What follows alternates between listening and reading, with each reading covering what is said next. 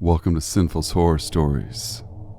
I hope everyone had a safe and sinful 4th of July. Today's video features true scary home invasion stories. Sit back, relax, stay sinful. Story number 1. It all started over a year ago, living in my current small neighborhood. It was unusually hot in our house for October, and my sister figured it would be a good idea to keep her window open for some air. She was doing homework and I was getting ready for bed when suddenly she bursts into my room. She frantically says that she heard some noises outside, sounds of leaves crunching under a person's steps. I believed it to be an animal, so I walk into her room and stay there for no more than 5 minutes, until I heard leaves crunching too. We quickly glance out the window only to hear the sound of someone running away into the woods. But that wouldn't be the end of the story. During the winter, I enjoy exploring the woods towards the back of my house, climbing trees and traveling further back to the fields. I remember the events very clearly.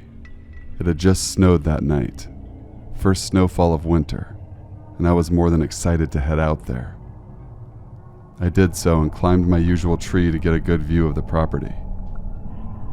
I gave a cursory glance around me and at the ground when I noticed something strange. Footsteps leading away from my house. This wouldn't be weird as long as the beginning of the footsteps didn't end, pointing straight at my house. I tracked down the footsteps up to a point where there was a rusty wire fence covered in snow where they disappeared. October 2017, it started up again. I was laying in my bed pitch dark, not a light shining through my room when I heard it. My doorknob turning and my door creaking open. My heart stopped. Every single possibility of what was rushing through my mind. Keep in mind my door is always shut when I go to sleep. Since I was covered by my blanket, I quickly shot my sister a text. "Did you just come in my room?" She replied with a sharp, "No, I'm all the way in Hillard." My heart began pumping. Faster, faster. I slowly snuck my hand under my pillow and grabbed my police baton, sent a text to my dad and waited. My dad came in my room minutes later with a knife, shot on the lights, and I jumped out of bed. We searched the entire house and found nothing. Alarms set and all doors locked. Impossible. There's no way that happened otherwise. My dad and mom were asleep and my cat would have opened it much faster if it jumped at the doorknob. You best believe I didn't sleep a second that night. Fast forward to December. My relatives are in town staying for a week in the basement. We turn on the alarm and all head to sleep. I stayed up gaming. In the morning around 2:30 or 3, my uncle slowly opened his eyes with a feeling of being watched. His eyes adjusted a bit to the dark before he saw a guy, average height, scrawny, hair flowing in the wind and shivering, looking inside their room through the window. My uncle screamed and they grabbed the baby before taking off upstairs. That morning I was informed of what happened. I looked for footprints and saw only the smallest sign of a footprint. A front toe print made by what I could only assume was a sneaker. My uncle gave me more details. Without me telling him, I looked for footprints and he said the guy was leaning to the left looking in. The footprint matched his story. The left print had a thin line of dirt anyone could have shimmied across. Now that leads to tonight. The night I could swear he or whatever it was had been in our house. I couldn't sleep. Life has been stressful lately, and I was up all night until I tried getting rest. Every night I've had dimly lit Christmas lights hanging in the room, until tonight. I figured the lights must have been interfering with my sleep, so I unplugged them and headed off to sleep. I had my pillow over my head and I started to drift off until it happened. A quick strum of my guitar and the sound of something falling over, with the desperate attempt to stop it from hitting the ground, filled my room. The sound ignited my heart rate. I could feel the presence of someone in my room. Realizing I'd left my baton on my desk, I did the next logical thing. Pretended I was asleep. I tried and laid there for what felt like hours, when in reality it was only a few minutes until I heard a whimper come from my sister's room. Imagining this may be the day everyone in my family was silently murdered. But me, I gathered all the courage I had. I grabbed my phone, turned on the flashlight, and grabbed my baton. I busted into my sister's room and screamed, "Hey!" only to see they were unharmed. My sister asked me what the hell I was doing, and I just stood there, looking into the pitch black of my room, and cried. I've never in my life felt the overwhelming emotion of believing my family was going to be taken from me until today. I sit here in my chair writing this in hopes to document my experiences and try to come to some logical conclusion. All I can come up with is that there's some guy stalking my family and perhaps sneaking into our rooms at night. If anything else happens, post it to this thread. I'm going to sleep. Story number 2. It was the summer before my freshman year of high school. The year was 1998.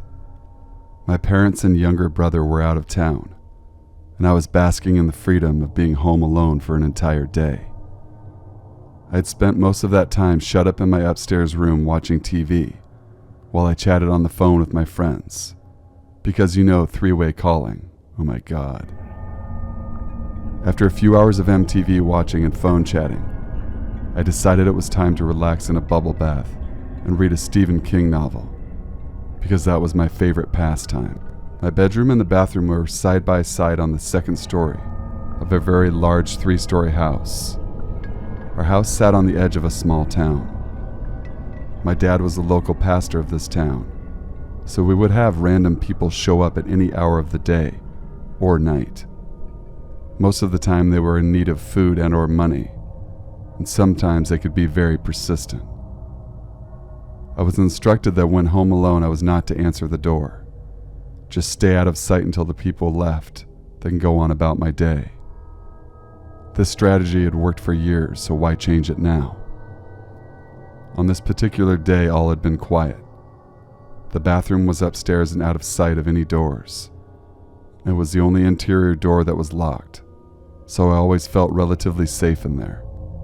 I shut off my TV and hung up the phone. I then proceeded to take a nice hot bubble bath. Once the tub was filled, I climbed in and started reading my book. I got a chapter in when all hell broke loose.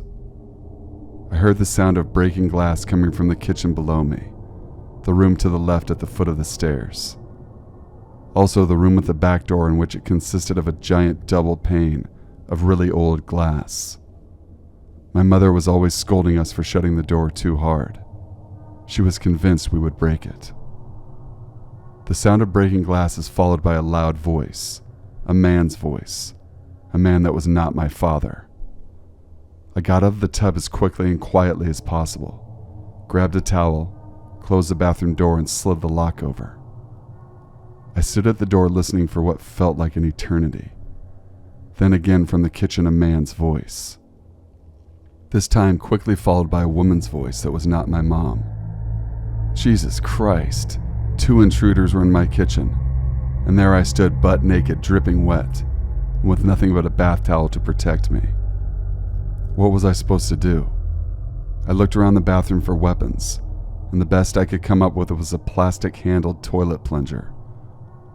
At this point, I realized that I hadn't heard anyone for a few minutes. I decided I was going to sneak to the top of the stairs and listen. Maybe they left after realizing we didn't have any items with any street value. Armed with the toilet plunger, I unlocked the bathroom door and tiptoed to the top of the stairs. Within seconds, I heard them talking in the kitchen. I decided I needed an evacuation plan and better weapons. I tiptoed back into the bathroom and relocked the door. I knew I didn't have much time until they would come to explore or rob the upstairs. I knew that when I got to the bathroom of the stairs, I would be in full view of the kitchen, and the stairs creaked so they would definitely hear me coming. I also knew that the base of the stairs led to the front door if I made a quick right, so I could get down and out the door before they realized what was going on. But if they heard me coming, I might have to fight for my life. I needed to find a good weapon because it was going to be a 2-on-1 fight. I snuck back out of the bathroom and into my bedroom. The whole time I heard them in the kitchen. The best thing I could come up with in my bedroom was a lighter and a bottle of hairspray. I'll melt these fuckers' faces off. I went back to the top of the stairs and listened again. They were still down there. I counted to 3 and made a run for it, lighter and hairspray at the ready. I reached the landing and turned to glance at the kitchen. That's when everything became glaringly obvious. Sitting in the middle of the kitchen table was my father's pager for the squad. The male EMT was telling the female dispatcher that they had just arrived at the hospital. I let out a huge sigh of relief and started laughing hysterically at my own stupidity. The door wasn't broken and I was still home alone. Story number 3. My boyfriend and I, as well as our good friend, were living in an apartment in our city. To initially get into the large complex, there are security gates that need an access key, then another security door to get to the stairwell of ours, and our neighbors' apartments, then the unit doors themselves. There had been a few occasions where I'd come home and realized the door to the stairwell was just sitting on the frame without actually closing. I always tried to make an effort to close it properly as I came and went. On this night, my boyfriend, flatmate, and another friend were having drinks at our place on a weeknight, and it was about 11 when our friend who lives up the road took off for the evening. We went to bed like normal. It must have been 2 in the morning and I woke up suddenly because I thought I could hear someone treading on the carpet. Shortly thereafter, I was confronted by the silhouette of a guy standing in our bedroom. I couldn't make him out because my eyes were adjusting to the light, but I immediately thought it was our flatmate. We must have his car keys. It's funny how the brain tries to make sense of a strange situation. To me, the silhouette looked remarkably like our flatmate, who was quite a small guy of similar height and build. I stared at him and he slowly backed out of the room. Then I saw him peer around the door again. I couldn't make out his face and I said, "Yeah, Josh, what do you want?" It was the lack of response that scared me the most. My flatmate would have just explained what he was doing. He left the doorway and my heart started pounding. So I elbowed my partner who woke up and said, "I think there's someone in the house." I'm surprised at how quickly he got up, still half asleep. I watched him leave the room for the lounge, and then really loudly he said, "What the fuck? Who the fuck are you? Get the fuck out of my house." Turns out this guy was hiding around the wall waiting. I don't think he was expecting to be confronted by my large partner. This guy then bolted for the door, which he left on its hinges while saying, "Sorry." I started screaming. It was insane how close a stranger had been and how vulnerable we both were. My boyfriend said it was an Asian man. Turns out he had gone into our flatmate's room first because the door she usually keeps closed was open. He sleeps with his headphones on and hadn't noticed a thing. Looking back, I think we should have called the police right away, but we left it until the next morning. There was nothing missing. I think he was just an opportunist. We were told that security found that he had checked all the doors along the stairwell until he got to ours, which was stupidly left unlocked.